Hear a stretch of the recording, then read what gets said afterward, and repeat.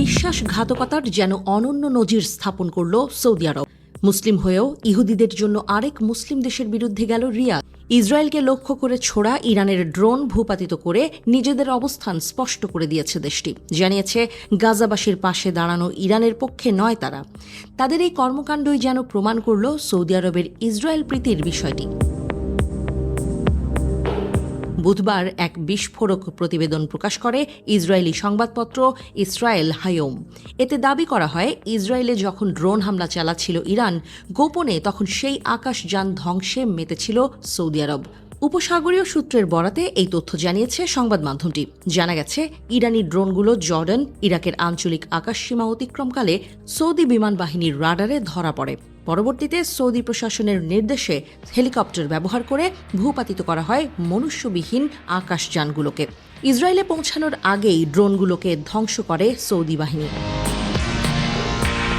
অবশ্য বিষয়টি নিয়ে এখনও মুখ খোলেনি সৌদি আরব। এর আগে ইরানে চালানো ইসরায়েলি হামলার নিন্দা জানিয়েছিল দেশটি।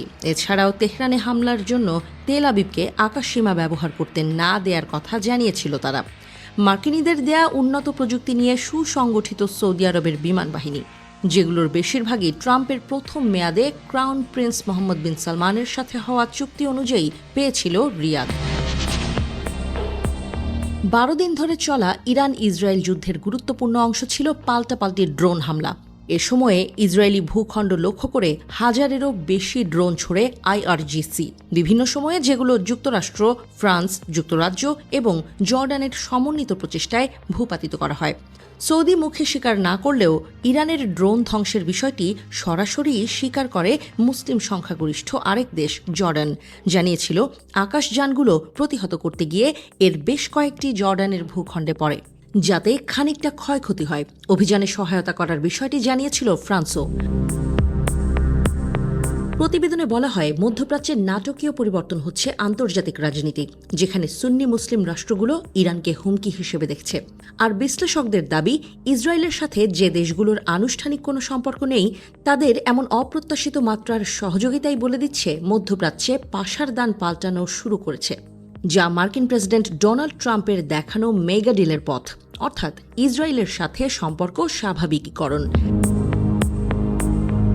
সৌদি আরব ছাড়াও ইসরায়েলের পক্ষ নিয়ে বিশ্বাসঘাতকতার পরিচয় রেখেছে আরও কয়েকটি দেশ, যেগুলোর মধ্যে অন্যতম নতুন স্বাধীনতা পাওয়া দেশ সিরিয়া।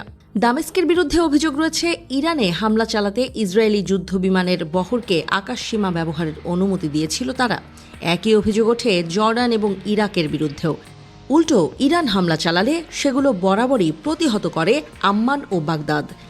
আর প্রতিবারই ঘটনাগুলোই নীরব দর্শকের ভূমিকায় থাকে সৌদি, কাতার, কুয়েতের মতো আরব দেশগুলো।